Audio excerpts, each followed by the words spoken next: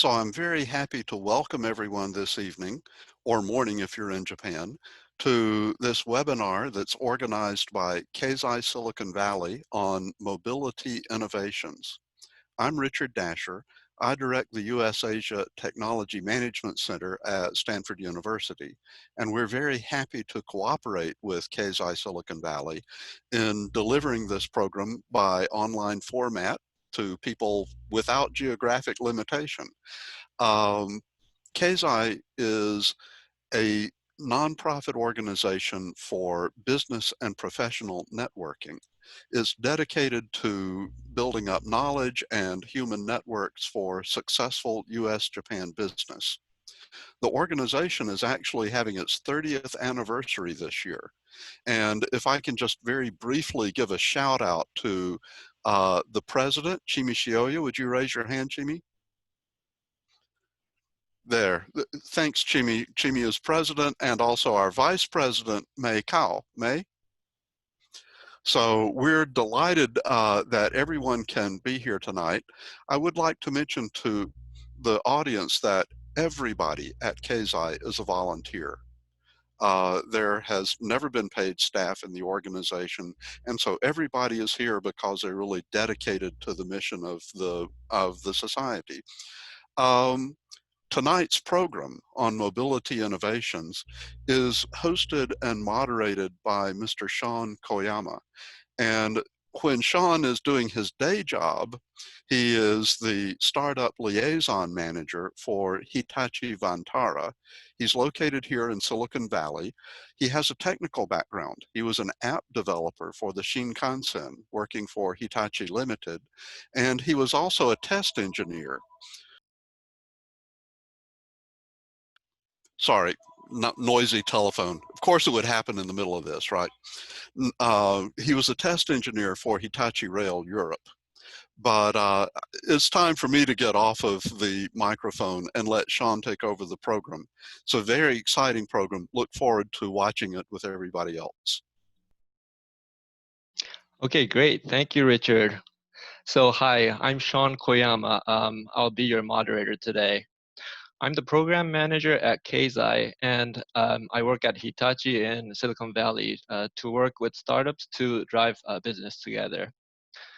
Now, today's presentation, we have mobility innovations. What do VCs, accelerators, and corporates think? And we have three great speakers. Morgan Livermore from Geodesic Capital, Masahiro Suzuki from Autotech Ventures, and Risa Ishii from Plug and Play. Could you please introduce yourselves a bit briefly? Sure. I'm Morgan Livermore. I'm one of the partners here at Geodesic Capital. We're a late stage fund that I'll tell you more about in a little bit, but thanks for having me. Look forward to chatting more.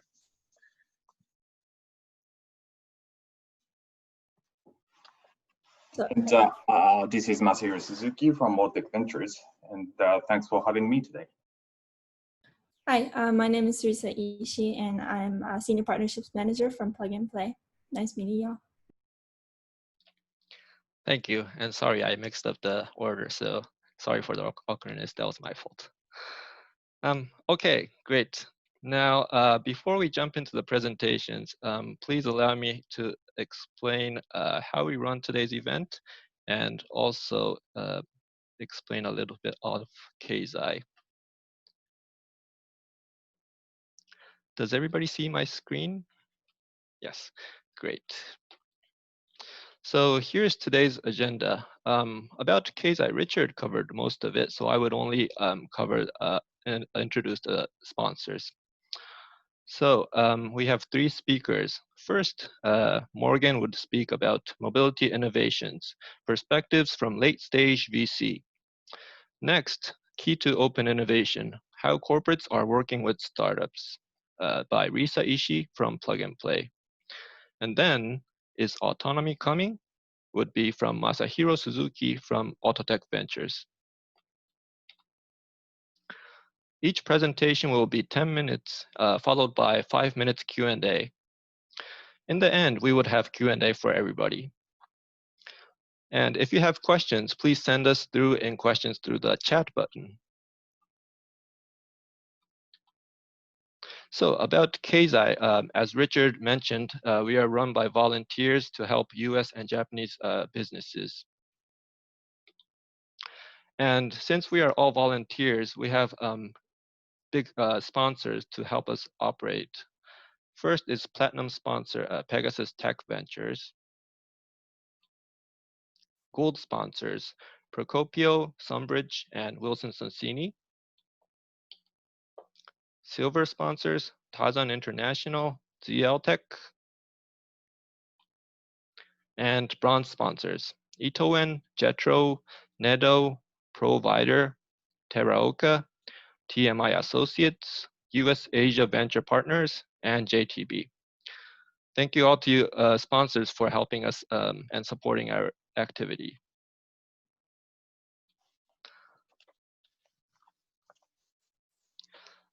So, and also I would like to mention the Keizai staff that are helping us run today's webinar, Chimi, May, Sachi, and Christiana. Thank you for your support. Great. And oh, one more thing. We have 200 registered attendees. I see that there are 129 people watching at this point, so very big audience today. Thank you. About 1/3 of are coming from Japan today. So great. Now I can pass it to you, Morgan. Please share your screen for your presentation. Great. Just want to make sure everybody can see that. Well, first, thanks to everybody for joining. I know it's late here on the West Coast and it's early in Japan, so everybody who took the time, I really appreciate it. As I mentioned earlier, I'm Morgan Livermore. I'm one of the investing partners at Geodesic Capital. Before I begin, I just want to thank Koyama-san and the entire Keizai team for including me in this event. We've enjoyed a long relationship with Keizai and appreciate being able to speak today. Sorry, I'm on the wrong thing here. So just as a quick overview of Geodesic Capital to give you some background on myself and where we invest, we're a mid to late stage fund based in Silicon Valley, and we have a small office in Tokyo as well. We were founded by the former US ambassador to Japan, John Roos. Our limited partners are all Japanese corporations who have entrusted us with $465 million to invest in the next generation of technology leaders. We launched in 2015 and have made 26 investments to date, one of which is Aurora Innovation. A part of our investing strategy is helping our portfolio companies expand into Japan, often partnering with our limited partners and our broader Japan business network.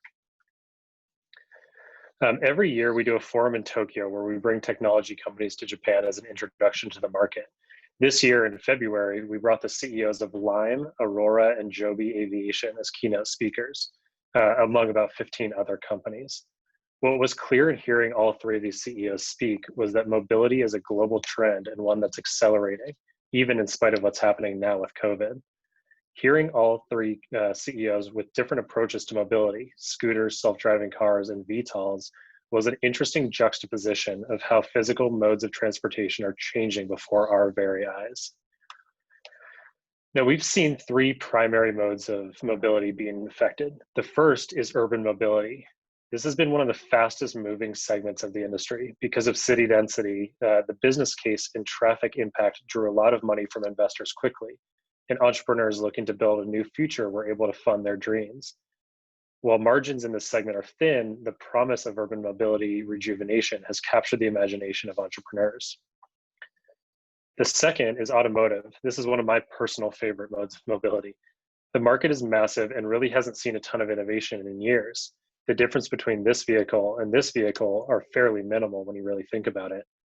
While promising and a future I think is inevitable, self-driving vehicles have proven to be more complex and expensive than many would have foreseen 4 or 5 years ago. That being said, innovation in hardware, sensors, AI, processing power, sensor fusion, among other technologies, have finally started to catch up with the requirements of true self-driving, but sadly the regulation and safety have not. There's also speculation about self-driving from a passenger versus cargo perspective, but we could probably spend the entire hour talking just about that. And the final mobility mode that we have seen some innovation in recently has been VTOLs, or aviation. VTOLs provide an interesting, innovative approach to solving traffic and time problems in dense urban areas. Helicopters have largely not scaled to the masses, but R&D efforts in aviation technologies could lead to cheaper and more readily available options for consumers. Now, as investors, we're always thinking about what developments and what's going to change when there's new developments in innovation. Part of the reason these developments are so important and why investors are paying so much attention is the sheer market impact new mobility has across sectors, both direct and indirect. Industries, as you can imagine, that are directly impacted are ones like automotive, transportation, and retail. But as we think about it, other different industries could see significant changes as well, both positive and negative, as these new modes of mobility arise. When we think about the impacts on the public sector, on medical and legal, on sectors like the media, on how energy or insurance or even manufacturing and finance change, ultimately what we think is that these industries all will lead to about a $2 trillion segment of the global economy that's shifting and being reconsidered. In our opinion, as investors, this is one of the largest economic landslides in recent history, all because people are changing the way they move things and people. We believe there's going to be winners and losers in this shift. Ultimately, those who act fast and get in front of these shifts, we believe are going to do just fine, but their businesses are going to need to adapt. I could walk through each of these, but again, it would probably take more time than I have here today. COVID aside, we expect industries like hotels and airlines to suffer, as people will choose to ride long distances, perhaps even overnight, rather than pay to stay in a hotel or fly on an airplane. All of this is only exacerbated by COVID. There are three keys driving investor interest in mobility. The first one is social impact. And a very tangible way to think about the importance of self-driving is how much time is wasted by people driving every day. Chris Urmson, one of my personal heroes in the mobility space, presented this slide in 2015. The original version of this was presented when he was leading Google's self-driving project before it even became Waymo, and I think it still rings true today, though with COVID, some of these numbers may have been skewed a little bit. If you look at the numbers, the average daily commute in the US is 50 minutes, both to and from work. If 120 million people in the US work on a daily basis, this means that 6 million minutes or billion minutes per day are spent commuting. The average lifespan of a person in the US is 75 years, or about 39 million minutes, which roughly equates to 150 lifetimes that are wasted every day. With self-driving, this also means with fewer people driving, parking, there's more spaces for public uses like parks, housing, or other buildings. The second key to self-driving, in our opinion, is the life impact, or how it affects the death rates of various countries. Around the world, there's 1.3 million global deaths caused by traffic accidents. And what's shocking to us is that 94% of them are rooted in human error. This means that 1.2 million people can live longer, healthier lives if we get these new mobility modalities working and financially viable. The third key to our interest in self-driving is the speed of adoption. This is something that investors constantly look for because a long-term trend is something that's a lot harder to spot from a long way away and underwrite to. For us, we looked at a number of other safety features throughout the automotive industry and when they're adopted and then how quickly they are adopted. When we think about it, this trend happens relatively quickly. The average vehicle refresh cycle is about 10 years. It's actually about 11, so there's always a bit of a lag. But looking at safety features that have emerged in the past, we can see that once proven that a safety feature can actually save lives, the auto industry adopts them fairly quickly. And ultimately, this has manifested itself in rapidly accelerating the pace at which investors are investing in mobility. Much of the funding is aimed at companies with new business models, such as ride sharing and scooters, and more recently VTOLs. But most of that capital has been spent on fights for customer acquisition and new market expansion. Most R&D dollars have been spent on new modalities, autonomous vehicles and VTOLs, as well as other technical innovations in tech enablers required to change the world's congestion and pollution issues. While the dollar amounts of VC funding has increased almost 10 times in the last 6 years, the other impressive stat is the increase as a percentage of total VC funding. In 2018, mobility accounted for 18% of all venture funding. As the VC industry grows and this percentage becomes greater, we should expect to see more companies in innovation in the space as entrepreneurs are rewarded for their efforts. As later stage investors, this is what excites us. The speed of innovation and the pace at which entrepreneurs are pushing the boundaries is increasing, and companies are getting to a point of needing to raise more money on more than just an idea. And this notion of innovation is happening globally. There are unicorns and now even public mobility startups around the world. It's a capital intensive but incredibly lucrative market that we expect to continue to change consumer behavior for years to come. That being said, none of this is without reservations. There are numerous hurdles to the mobility space that will take some time to clear up. Until these are all aligned, we think the market's still somewhat speculative, which gives opportunities to investors, but not without the acceptance of risk. I hope you learned something today that you didn't otherwise know. I'm happy to answer any questions or chat about this more broadly as well, but want to stay within my time. Thank you, Morgan. So if you have questions, please enter in the chat. So here is one.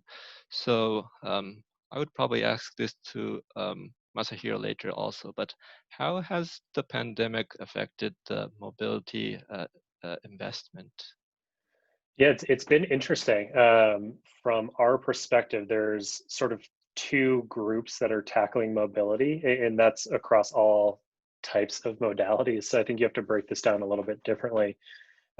Scooters in general have been hit pretty hard just because people aren't commuting, and that was a large use case for scooters before. And then because of the personal touch of touching handlebars and getting very close and intimate with those products, I'll be interested to see how people react to it in the future. Though we should see some shift there, I would imagine. For self-driving vehicles in particular, what has been interesting is there's two sort of developers. There's the new wave tech companies, the Cruises, the Auroras, the Zooxes, which obviously was just acquired by Amazon, and then Waymo. But then you also have companies like Volkswagen Group and Toyota and a number of the traditional OEMs trying to build self-driving vehicles on their own as well. The difference in those two categories, I would say, is if you are a pure self-driving car company, so one of the newer tech players, you just simply have fewer other distractions that you have to think about because your sole goal is to build a self-driving vehicle or a self-driving network. A lot of the OEMs over the last couple of months have actually had to do furloughs and layoffs because they still have to protect their core business as the self-driving segment of their business kind of comes online. And so you've actually seen a lot of those OEMs backtrack on their efforts in that category, whether it's been like Ford with Argo or some of the others. They've kind of de-emphasized their self-driving efforts, which I actually think gives a large opportunity for some of these new tech players to sort of swoop in and surpass them. Right. Even within that segment, there's certain folks that are building fleets and developing like the hardware and the vehicles themselves. And then you were biased, so take this with a grain of salt. But Aurora is primarily focused on their virtual simulation at this point, which has allowed them to continue to operate and test during this time. And so from that perspective, they're actually in a really good position, as are some of the others. Everybody is starting to do this. But as we think about it, I think the interest in the category continues to be fairly strong, though obviously people don't want to put a timeline on when you're going to be able to take your first self-driving ride around the city or country. But the actual innovation has actually increased over the last couple of months. And then if you talk to a lot of these tech startups, they'll tell you that because other companies have sort of put a pause, some of the OEMs have put a pause on their efforts, there's actually a lot of talent that's now available, whereas previously it wasn't. So it should be good for the ecosystem overall. I see. Thank you. So we have another question similar, well, in the hardware aspect. So what is VTOL and how soon will we see commercialized VTOL's offering? That's a really good question. So VTOL is vertical takeoff and landing vehicles. So similar to a helicopter, though slightly different form factor. The idea is that roads are very congested. And so if you can build a vehicle that can fly over the roads, but stay in the helicopter regulatory rules, then you should be able to operate in a city in a dense urban environment, but frankly over longer distances under those same rules and regulations. And so unlike vehicles, unlike cars on the road, there is a set defined regulatory environment for that. Whereas for self-driving vehicles, people are still sort of developing the rules and laws of what you can and can't do, you know, who's at fault, who's not. So if you talk to certain people, they'll tell you that VTOLs will actually happen and be available before self-driving cars, at least for passengers.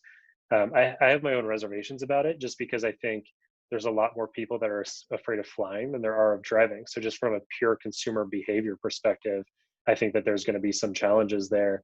That being said, you know, I think there's plenty of people who are a little hesitant to step in a car with no driver as well.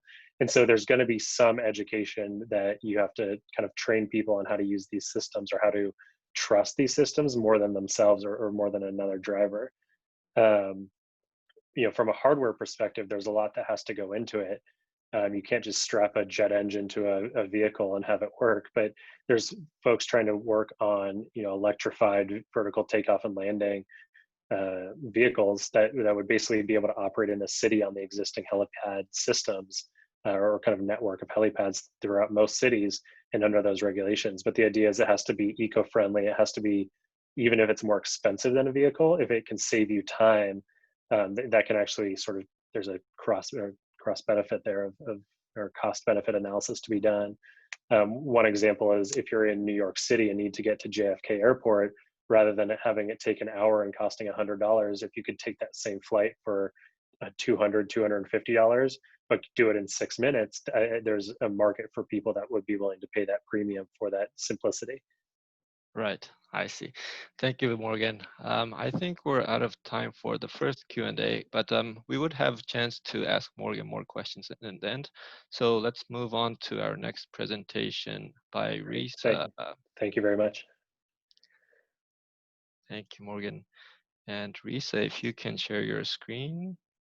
All right. You please tell me if it's showing the right page. Yes. Okay. Great. Good afternoon to my fellow Bay Area friends, and good morning to those who are dialing in from Japan. My name is Risa Ishii. I am Senior Partnerships Manager at Plug and Play under Smart Cities Vertical. Today, I would like to talk about key to open innovation and how corporations are working with startups. For those of you who have yet to hear about Plug and Play, we are the world's largest innovation platform with over 400 corporate partners and 900 portfolio startups with more than 30 locations around the world, as you can see on this map. We actually have an office in Tokyo, Shibuya, which marks 3-year anniversary this month. So if you have some time, please visit the office as well. Anyways, our firm was founded in 2006 in the heart of Silicon Valley in Sunnyvale with small investments in companies like PayPal, Dropbox, and Danger, providing them the support they need in order to grow. Fast forwarding to 2012, when we started this industry-focused accelerator program, focusing on B2B startups and making connections to large corporations looking for new ideas and technologies. Mobility Vertical was launched in 2016, and we have accelerated 421 startups through our mobility program in Silicon Valley. We also have offices in Paris, Bangkok, Shanghai, Tokyo, Stuttgart that's focusing on this mobility and smart cities. And we have about over 500 employees that work in multiple offices. Along with those accelerator programs, we've also made some investments under mobility sector, includes some unicorns like SoundHound and Rappi. Also, I'd like to highlight that according to PitchBook 2019, we were ranked as the most active investor in mobility tech, along with Y Combinator and Sequoia Capital, which some of you may have heard of before. Honestly, I could talk about Plug and Play and what we do all day long, but that's enough about our firm. Let's jump right into the 3 facets of open innovation. First and most common phase is exposure and exploration. A lot of corporations have expanded their teams for tech scouting to meet startups from around the world and deep diving into the startup ecosystem. With more than 20 industry-focused programs globally, we open doors to both startups and the corporations for exploration. Second is value creation. So after exploring, you want to take these steps further, right? Such as launching POCs and pilot projects with the hope to make into the market. One important factor, though, when pursuing this step is to have a set of clearly defined objectives, because without a well-defined navigation chart, it is easy to get lost in the big ocean of startups in front of you and the different waves that come at you continuously. Third is transformation and culture. Adopting corporate culture to the pace and innovation of startups with cutting-edge technology. Needless to say, the gap between a large corporation and a small startup is huge, whether it being the difference of human resources, budget, decision-making processes, company politics, and so forth. However, which is exactly why it is essential for corporations to understand the situation and think creatively on how they can successfully work together without crushing the piece of gem and the potentials it can bring. Since today's theme is on mobility innovation, I'd like to focus on what I have seen from our perspective, playing a part in making meaningful connections by touching on some of our most successful examples. One of our most active locations for mobility sector is the Startup Autobahn program, located in Stuttgart, Germany. This program was launched in 2016 with a request from Daimler Mercedes to essentially bring innovation to their headquarters. This model has been a huge success, resulting in 30 dedicated corporate partners, over 200 startups accelerated, and 350 plus paid pilots, and about 40 in production. Not to mention some already out in the market, which some of you may have ridden or experienced it without realizing. And again, only just within 4 years. So from next slide on, I will give you some examples of our thought leaders in our platform. Sorry. So the first case I would like to bring up is Daimler. As I mentioned before, they were the first partner of our Stuttgart office since 2016. They have had over 100 pilot projects and 15 implementations and investments, including the holding 10% share of a startup called What 3 Words, which I will describe in a minute. Behind all of these success lies strong leadership of the board, including then chairman, Dr. Zeche, and the involvement of Daimler's business units. Last year, we made 266 personal startup introductions to over 15 business units of Daimler, and by exposing many of their employees to the startups, drives the change in corporate culture, which then fuels innovation. Not only to promote collaborations among startups, but allowing them, the employees, to be more open and creative in their day-to-day tasks as well. This is Dr. Zeche talking about their newest feature.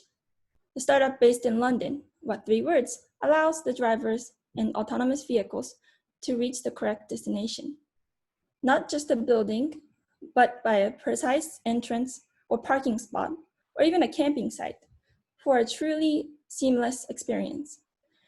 They have divided the globe into precise 3 meter by 3 meter squares, allocating 3 words to describe each 57 trillion squares around the world. Shortly after, their technology got integrated into the navigation system of all 2018 Mercedes-Benz A-Class vehicles, and now all of their productions and more. The second case I would like to touch upon is Porsche. They've been our partners since 2017 and have done over 60 pilot projects, 12 implementations, and investments. One of the investments being them leading the Series D round for this AR display startup called Wayray. Just like Daimler, Porsche also brought in over 1,000 employees to our platform and our events, including active involvement of dozens of business units and colleagues from Volkswagen brands, which resulted in the startup technology implementation in the serial model of the Porsche Taycan.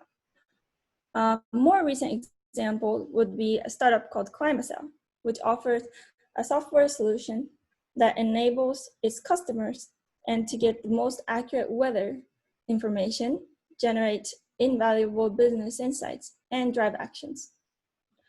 Porsche and Climacell are working on a POC on the prediction of the weather conditions that the cars will not only be able to determine what the weather is like, but also how it will be behind the next bend and advises drivers to adjust their driving style and vehicle setup.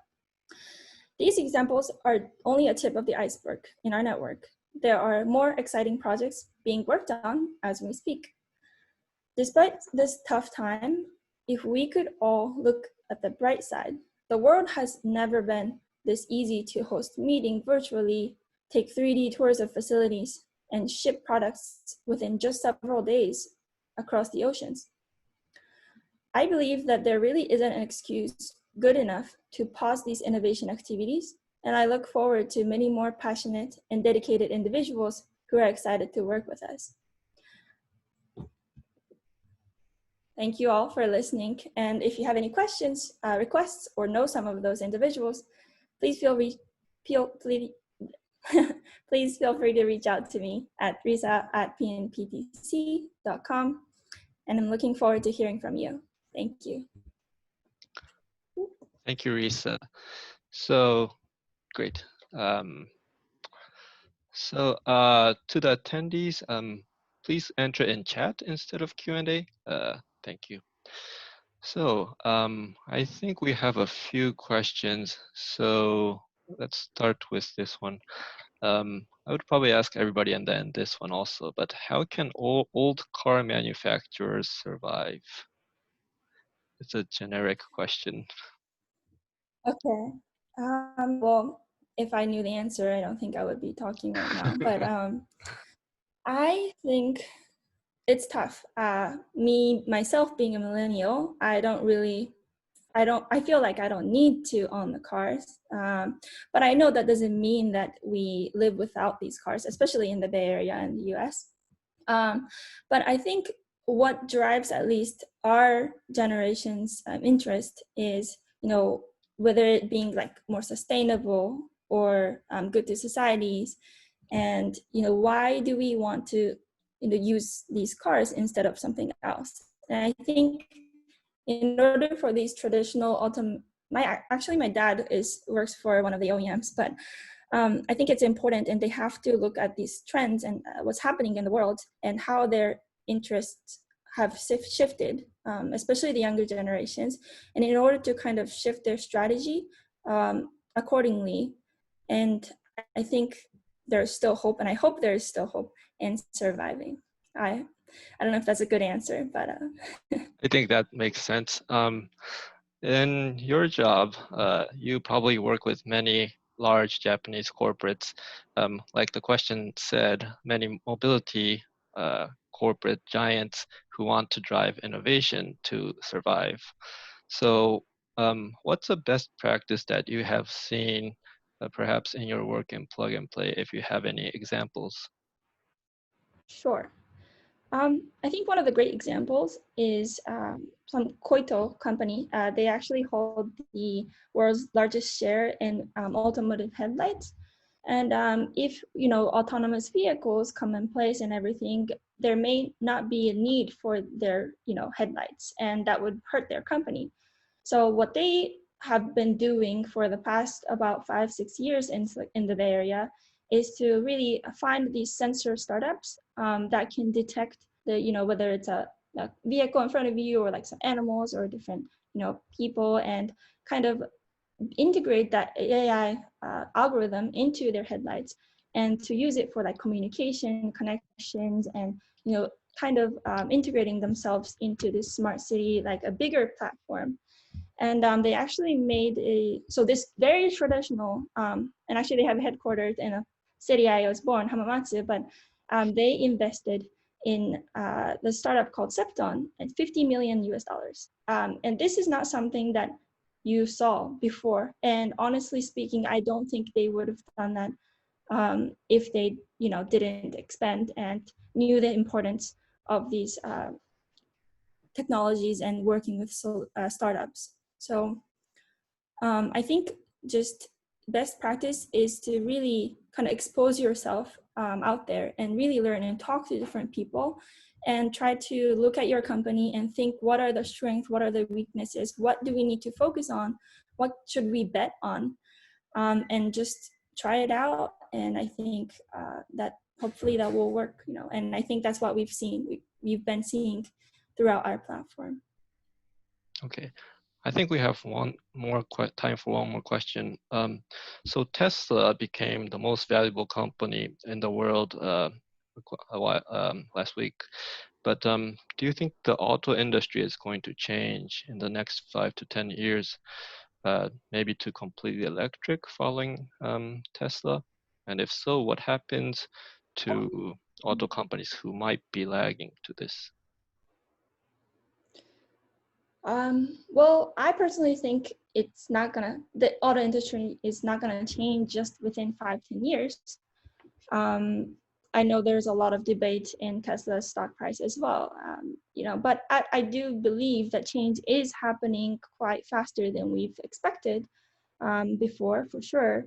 And well, if it does change, and I think it will be bad for those auto companies that are lagging behind this change. But I think the shift will not going to happen that fast. With that being said, doesn't mean that these traditional automakers should stick to their old business models, but rather really either trying to kind of work with startups to level up their solutions, technology, products, or really explore into new sector, new field, and try to start some new business, which I know we've seen a lot of those too. So maybe some company that seems very irrelevant to, like health field, starting something in health because that's the sector industry that Japan has its potential and something that these large corporations with a lot of cash can play a part in. So I think it really depends on how these companies are willing to kind of shift towards. And this is something that each of us, each individual, we need to think about, not only the executives at these large corporations, but I think if we could do that, I think a lot of Japanese corporations have cash compared to a lot of foreign companies and startups. So I think there's definitely a lot of opportunity there. Thank you, Risa. Okay, and then let's pass it to last but not least, Masahiro from Autotech Ventures. If you can share your screen. Yeah, let me do that. Can you see my screen now? Not yet.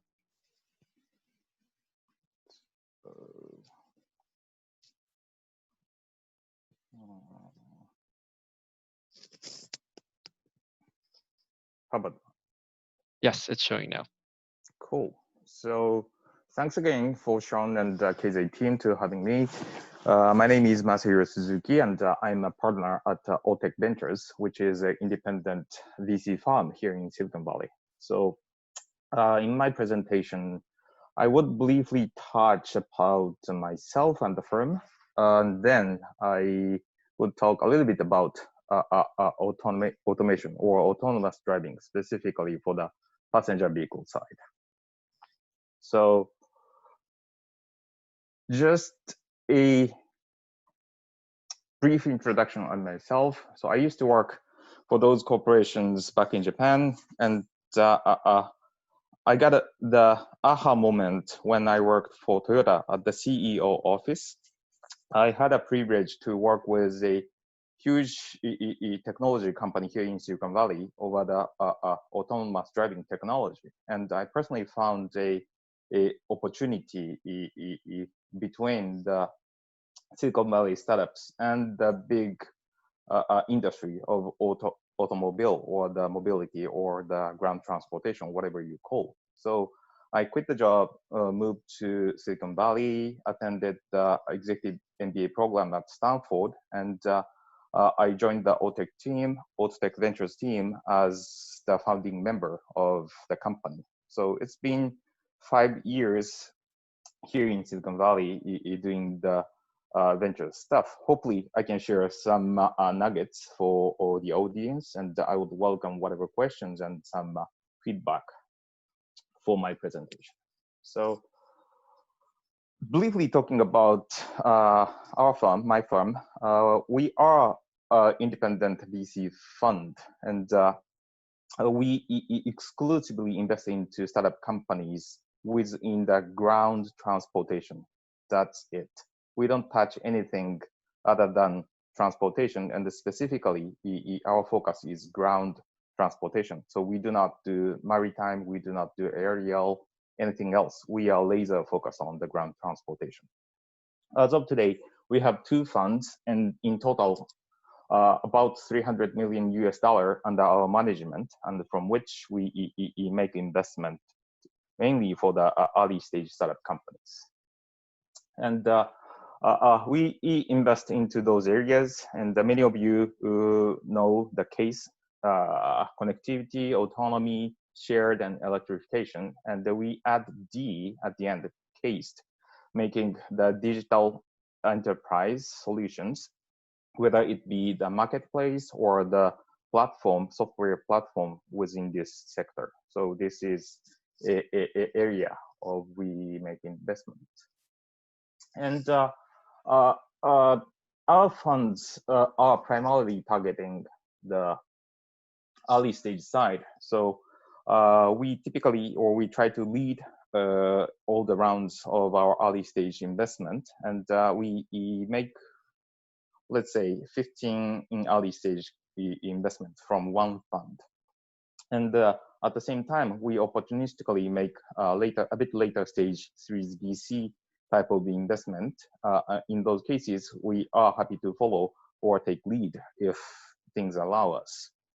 So that is our fund, and this is the last page of my PL side. So this is our motto: we are your pitbull. So if you belong to one of those, the following 3 categories, let's talk. So the first one is a startup companies. If you are a startup founder or startup company in the ground transportation, please come and talk to me. We are deal hungry, and even with this challenging time, we make investment. And the second group is if you are interested in one of our portfolio companies, which you can see on our website, please come and talk to me, and I'm happy to coordinate the discussion between our portfolio and your firm or whatever you do. And the last one is if you are a corporation within this sector or which has a strategic interest within this sector, come and talk to me.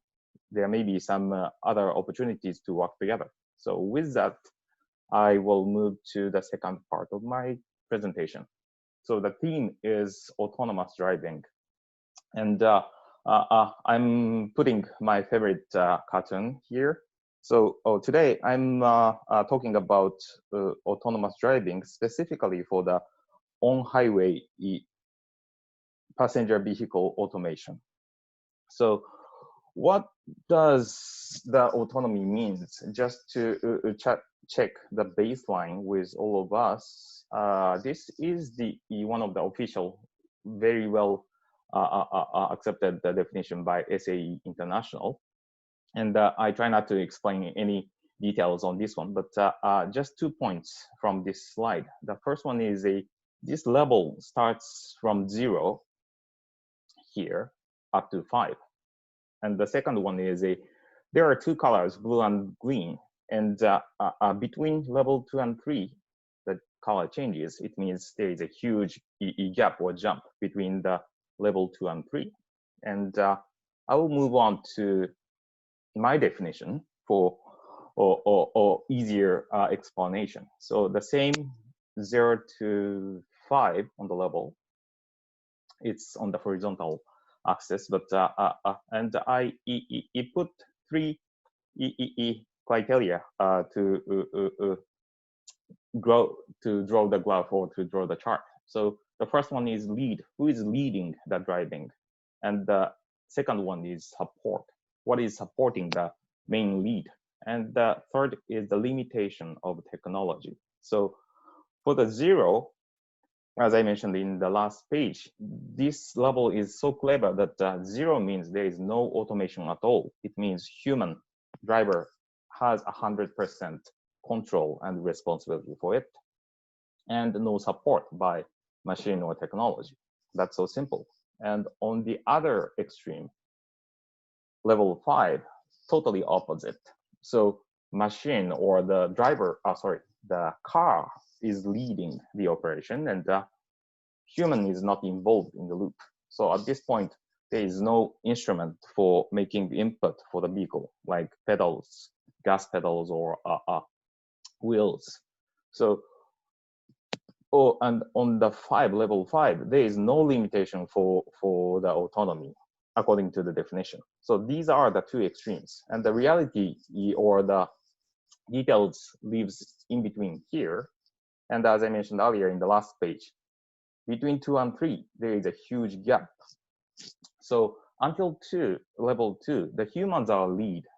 They are the responsible player for driving, and machine, or whatever you call it, autonomy or ADAS, advanced driver assistance system, it supports the human driver. But from 3, the main character changes to machine or the vehicle side, and the human is in the supporting position. And the distinction between 3 and 4 is for level 4, support from human is not necessary or is not expected. But on the level 4, the use cases are pretty much limited. So in another word, on the level 4, within the predetermined conditions, the machine can take care themselves. And the autonomy would not go beyond those limitations. That's the definition of levels 0 to 5. And I put big question mark on 3 and 5. And these are theoretical definitions, and in my humble opinion, but in reality, level 3 and 5 is not really, it makes sense to make a realistic, because the level 5 autonomy means all car or the autonomous car have to drive everywhere, anytime, without any limitation. It means if you live in Tokyo, your car can drive within the busy street in the Tokyo or downtown, and the car should drive here in California or anywhere on the planet. It's a overkill, and it's a over spec for most of the use cases. So it does not really make any sense in the commercial spectrum. And on the third part, or on the level 3, the question is between here. When the machine needs to hand over to human, it is a huge and a very difficult question, because according to the definition, machine have to realize or have to understand if the human driver is ready to take over. If not, how long it would take for the human driver to take over. Knowing the time, the machine have to tell the human in advance, hey, I will be out of control within this time of set of time, so you have to take care. And I know you will be 100% sure to take care of those tasks within this limited time. It's quite a difficult, if not impossible question, in my humble opinion. So the last slide, let's wrap up. So what I see is there are so many challenges around the passenger car full stack automation. One is technology. And as Morgan mentioned earlier, the social acceptance is as big as the technology side, meaning how safe the technology needs to be, or how safe is safe enough for the technology to be implemented in the real case. So we as a society are passively accepting that society is killing human beings by driving cars, but would we accept a machine would start killing people, even though the number is very small than the current human-driven equals? I don't know the answer. And the third one is investment. Because of those big questions need to be answered, there needs to be huge amount of investment should come to this development. And given these circumstances, I'm getting more nervous if there is enough money around the table. So on the opportunity side, as a firm, we have been investing into a couple of building block technologies, and we made 2 investments, and both of them were acquired by big players. One is by Apple, the other is by Tesla. And the second opportunity is confined application, not on the public transport or public road, but in a geofenced area. And as far as you can show your technology, it gives clear ROI for the decision maker, you might have a shot to implement the technology into the market. So with that, I'll open for that question. Thank you, Masahiro. We have a question right here. So how does a startup in Japan with a product find a partner in the US? Are there agencies or companies that can help?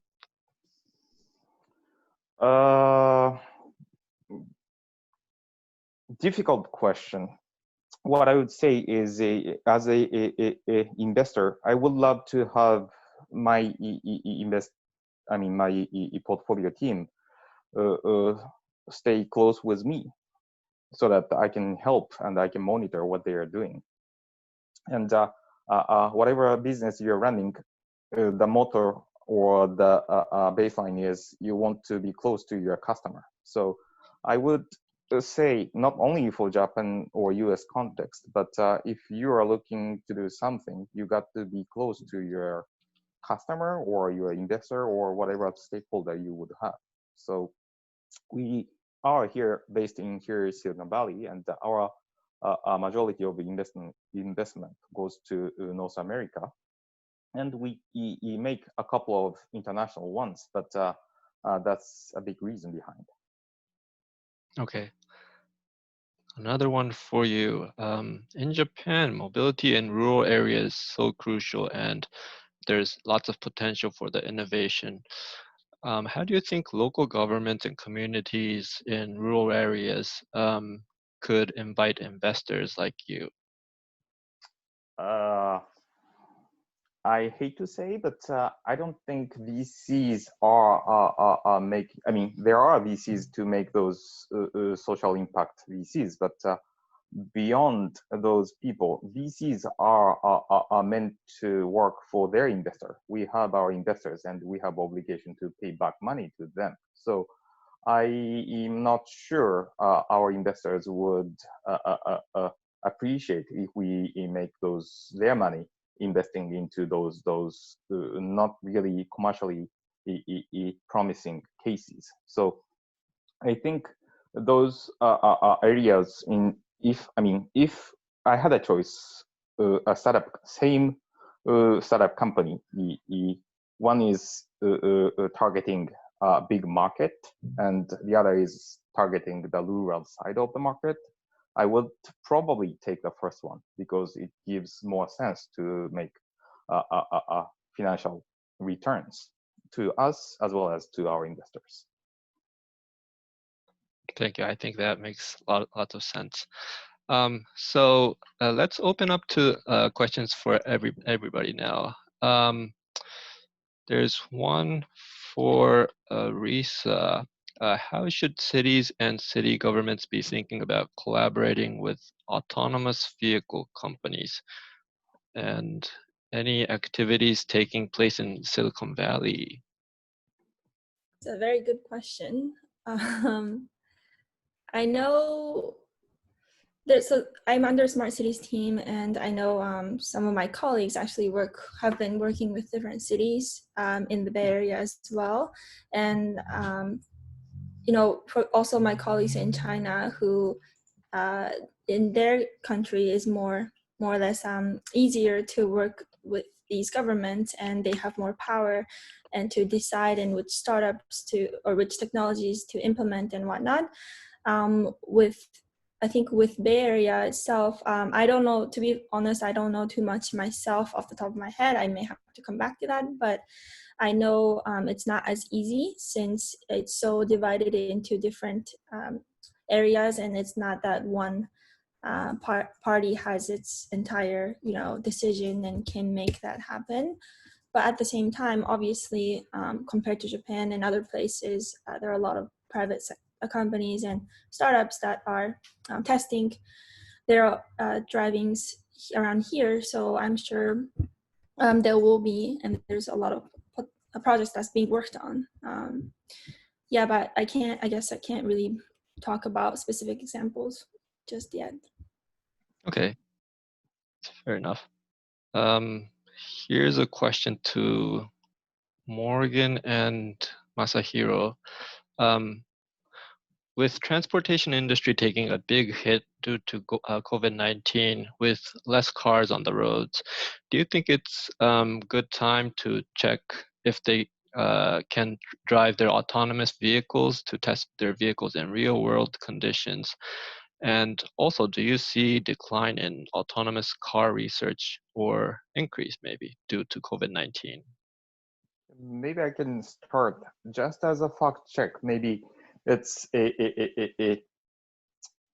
here only, but I think it's more general getting.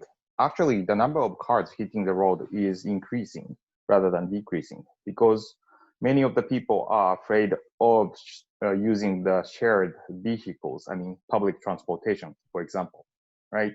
So people are getting back to personal vehicles. That's the most current scenario here in the Bay Area and many of the areas abroad, I think. So the second part I think was the investment into the R&D. Yes, as I mentioned in my presentation, this will require a huge amount and very long-term commitment for the development.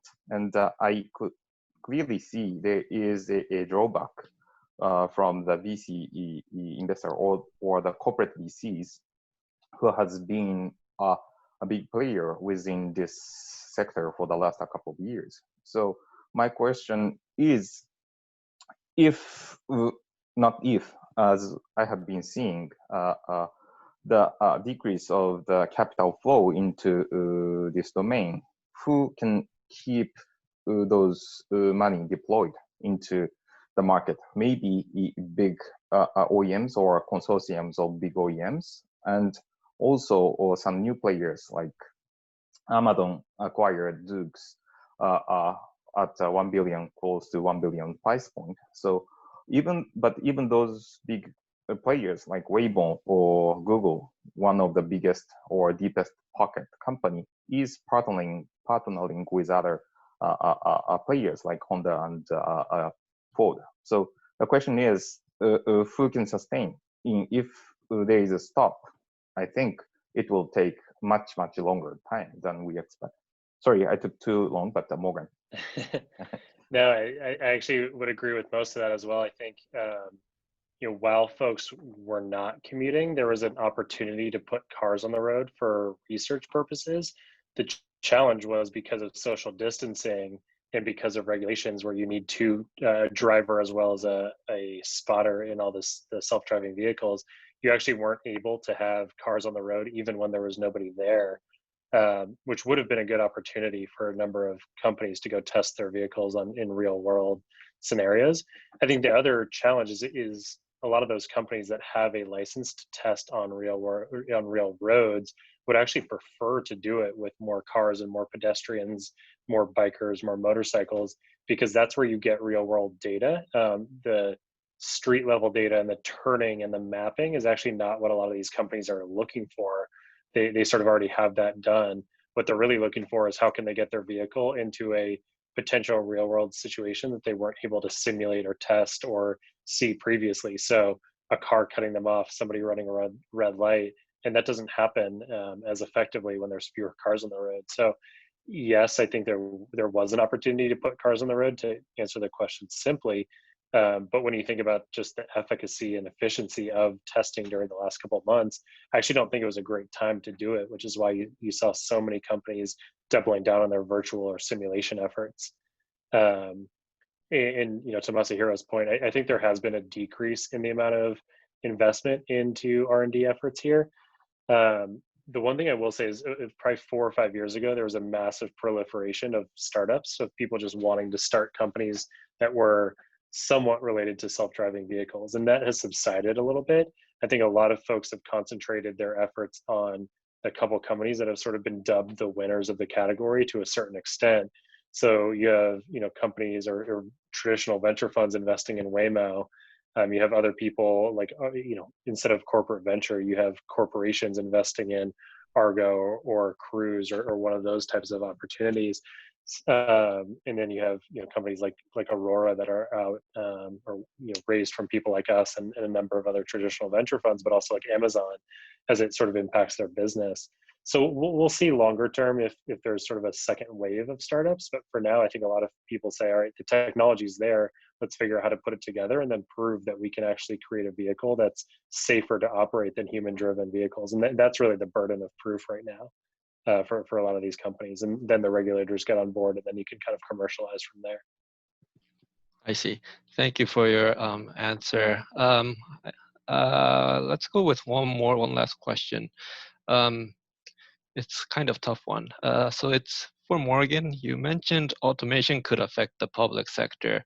Do you see government jobs being affected with more automation happening? Let's start with Morgan, and if Masahiro or Risa, if you have any opinions on that, please jump in. This is a tough question. I think you have to be a little political about answering it. I think yes. I mean, San Francisco is a prime example where we've just spent billions of dollars renovating city streets to have better bus lanes and wider bus lanes and fewer cars, under the assumption that more people, if you have a better public transportation system, will take the bus or take the train or what have you. When I guess the data that I see would probably suggest otherwise, that people are going to do ride sharing, which still includes cars, maybe self-driving. But you also have one of the most powerful public pensions and public unions in the SF Muni system in the world. And so I think there's probably some politics that go into it. So I want to be a little bit careful around what I say or don't say out of turn.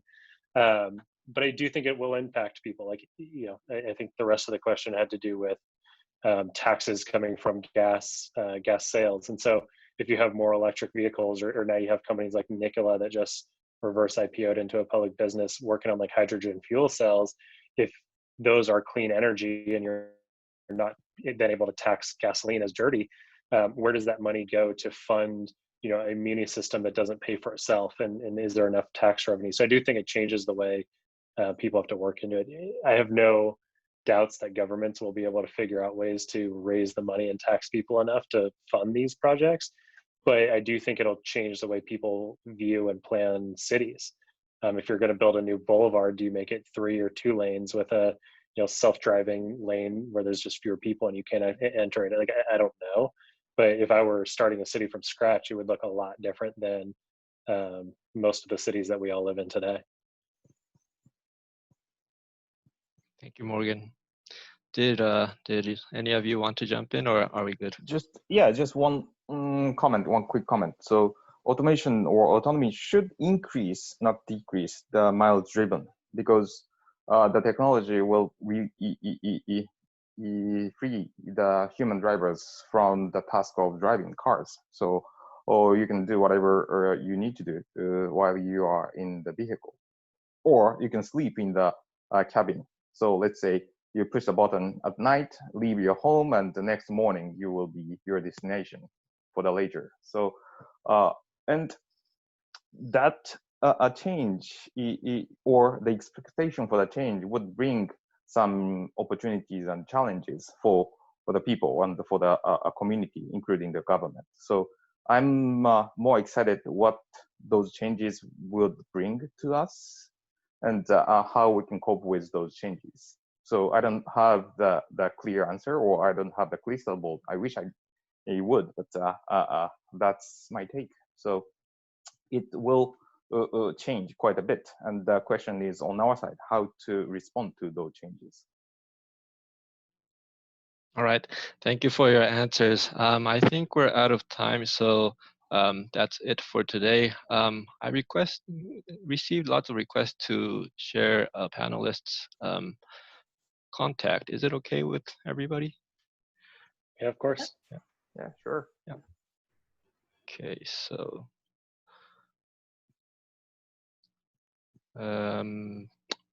so here is the address for everybody if you would like to contact anybody.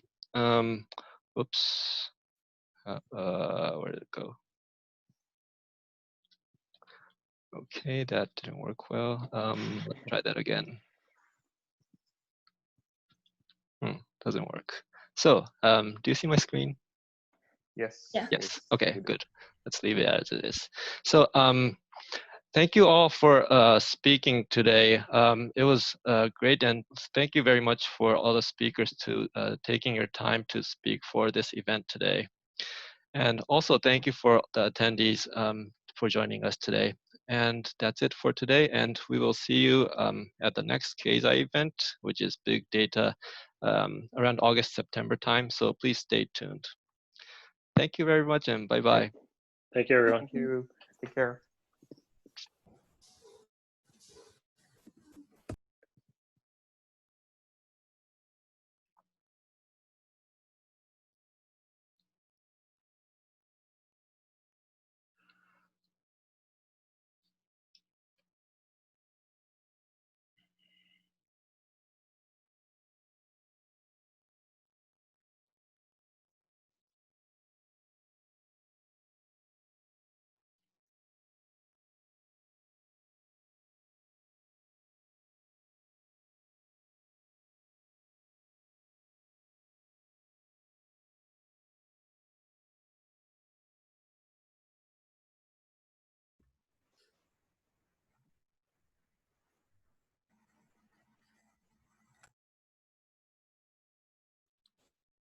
Oh, thank you all. Thank you, Sean, and everybody. And just for your information, I've been tracking a little bit. So at the I think we still have people listening. oh, we do. Okay, can we? Okay, I'll just tell you later then. Okay. Okay, bye bye.